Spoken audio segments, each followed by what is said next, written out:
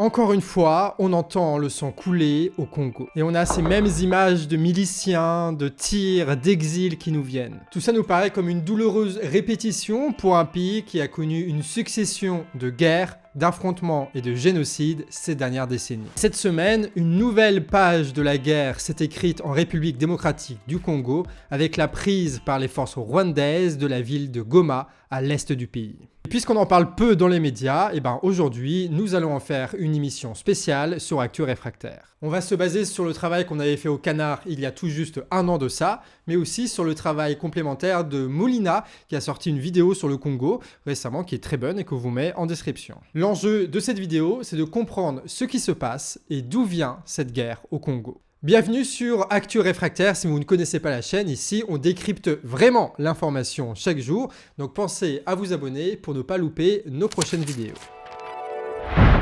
Avant de venir au fait d'actualité avec la prise de Goma par les forces rwandaises, il faut comprendre déjà les enjeux en RDC. La République démocratique du Congo est un immense pays en Afrique centrale avec des paysages magnifiques, vastes et variés.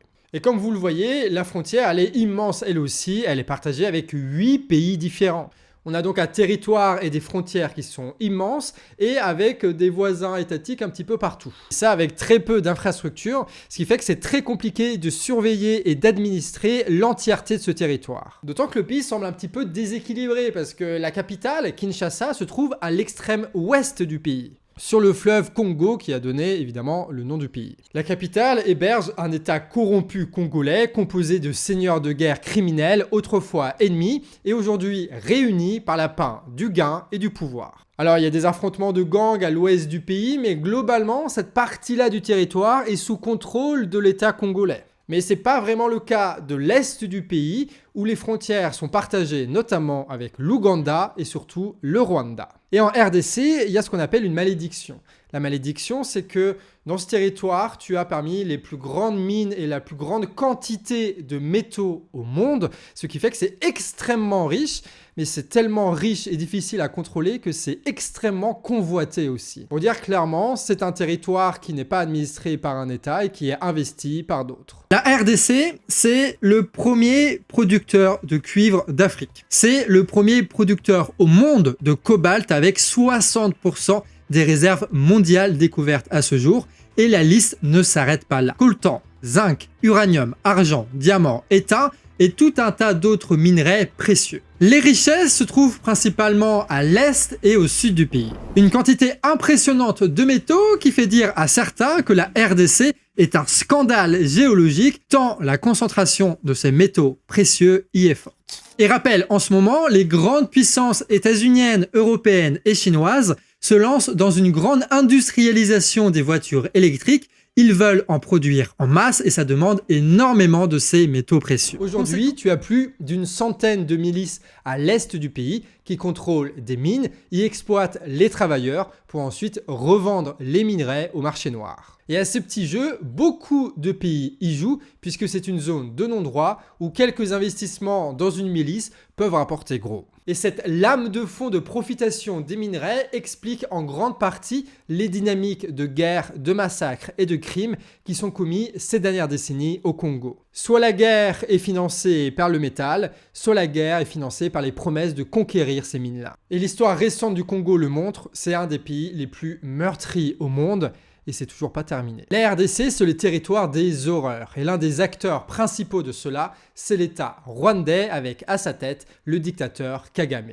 Depuis 2 décennies, tu as l'État et les industriels rwandais qui fonctionnent de pair évidemment et qui déploient des troupes en RDC, qui prennent le contrôle de mines via des milices comme le M23, qui exploitent les travailleurs sur place pour extraire les métaux, les renvoient au Rwanda où ils sont traités et raffinés par les industriels, puis exportés soit en Russie, soit aux Émirats Arabes Unis, mais en vérité un petit peu partout dans le monde. Un contrôle des mines et aussi un contrôle des routes qui assure à l'élite politico-économique rwandaise un immense revenu qui est ensuite réinvesti dans d'autres investissements, donc dans le sport, dans la culture, dans l'événementiel, dans la coopération avec d'autres pays comme le Qatar ou avec des grandes entreprises dans la sécurisation de sites pétroliers pour Total Energy.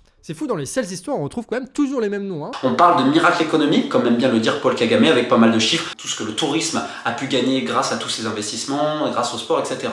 Alors, si ces chiffres sont contestés notamment par l'opposition, même si l'opposition rwandaise est quand même peu vocale ou surtout exilée, parce que malheureusement pour beaucoup ça s'est très très mal fini, il faut quand même comprendre quelque chose, c'est que toutes les organisations sportives internationales ont laissé un véritable blanc-seing au Rwanda, et c'est-à-dire que Paul Kagame est aujourd'hui l'ami de Gianni Infantino, comme il est l'ami de David Lapartien, le patron de l'Union cycliste internationale. Il est également très bien vu en NBA, rappelez-vous, il avait été invité pour quelques matchs de play-off, et en fait, beaucoup vont te dire c'est une stabilité, et en fait, ça arrange tout le monde. Kagame, c'est devenu l'ami de quasiment tous les dirigeants sportifs. Et en fait, il a placé son pays avec le narratif lié post-génocide, et il faut quand même pas le nier, une vision, alors notamment pour sa capitale, développer une capitale qui va servir de carte postale, parce qu'on rappelle que malgré tous les stades, malgré tout ce que vous voyez, l'arrière-pays, il suffit de regarder un peu les statistiques, même s'il n'y en a pas énormément, le Rwanda quand même figure toujours parmi les 30 pays les plus pauvres du monde. Bref, l'État et les industriels rwandais ont, grâce au commerce du métal au Congo, réussi à générer ce trafic qui parvient à enrichir une petite minorité bourgeoise dans les deux grandes villes du pays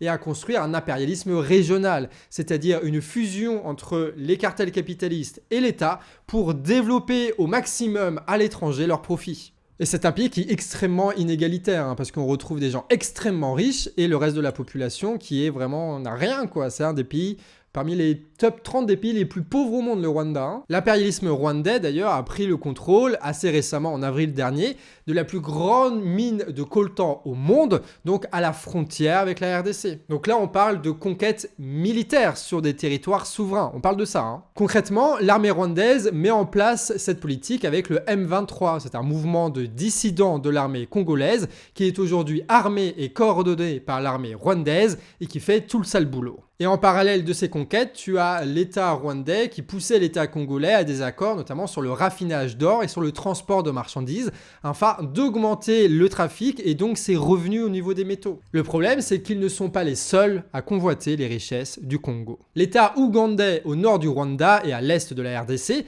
a signé des contrats de coopération militaire pour lutter avec la RDC contre un groupe assimilé à l'État islamique qui foutait la merde dans les deux pays. Une coopération qui a débouché sur des projets économiques d'exploitation, mais aussi d'infrastructures, avec notamment une route pour rejoindre les deux pays. Sachant que l'État ougandais, c'est un peu comme tout le monde. Hein. Ils ont des milices au Congo, ils ont des mines au Congo qu'ils exploitent pour après revendre sur les marchés noirs, etc.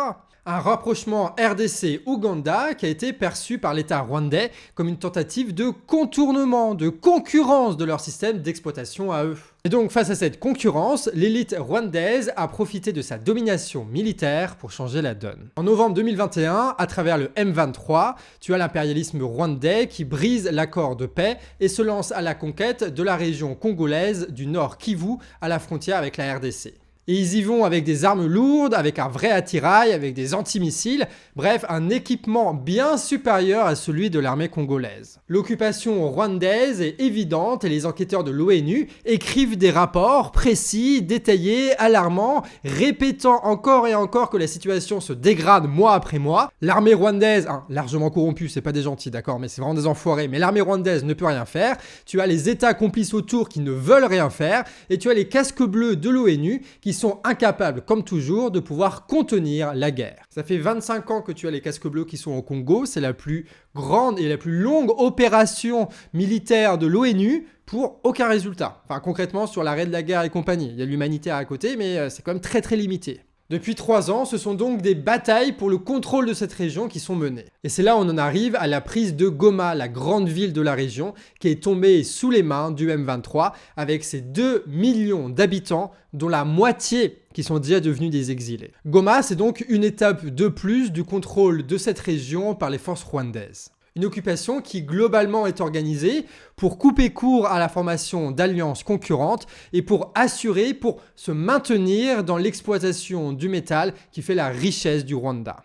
Enfin non, pas la richesse du Rwanda, parce que les Rwandais sont très très pauvres, qui fait la richesse des petits enfoirés d'industriels, du bureaucrate d'État là, qui profitent de tout ça et qui se font énormément de pognon et de pouvoir grâce à ça. C'est pour ça que c'est important de différencier la population et ceux qui prennent les décisions. Mais surtout, cette prise de la ville de Goma, c'est une étape de plus vers une nouvelle guerre. Et ça s'est passé lundi, et là encore, dans une indifférence quasi totale.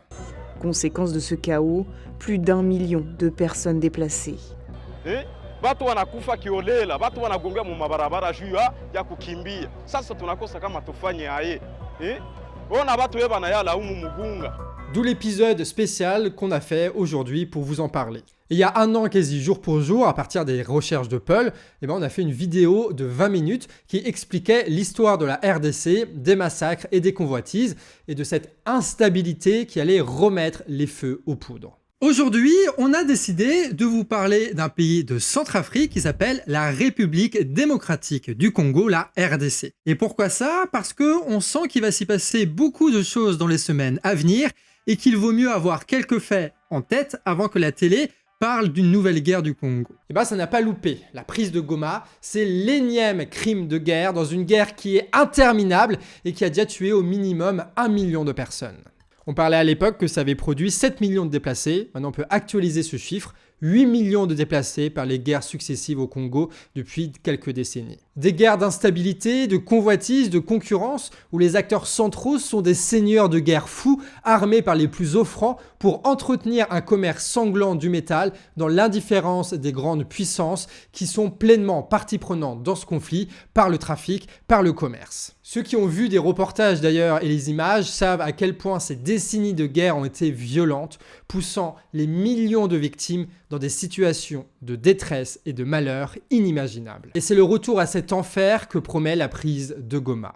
D'où le fait que tu aies des artistes et des footballeurs qui tentent désespérément de mettre la lumière sur ce conflit. Et c'est ce qu'on a tenté de faire à notre niveau ici sur Actu Réfractaire. Tu peux donc toi aussi de ton côté partager cette vidéo ou d'autres vidéos qui en parlent, on t'en met en description, si tu veux pouvoir propager cette information, que cette guerre ne soit pas silencieuse et qu'elle puisse faire réagir des gens, qu'elle puisse faire réagir des États. Et si ce n'est pas déjà fait, tu peux t'abonner à Actu Réfractaire. On fait ce genre de vidéos tous les jours de la semaine. Et tu peux nous dire en commentaire si tu étais au courant de véritablement ce qui était en train de se passer en ce moment au Congo. C'était donc Monteur des Coloniaux au montage. On avait Nina Laminia, Betsy au titre comme d'habitude. On se dit donc à demain 18h pour votre prochaine Actu Réfractaire.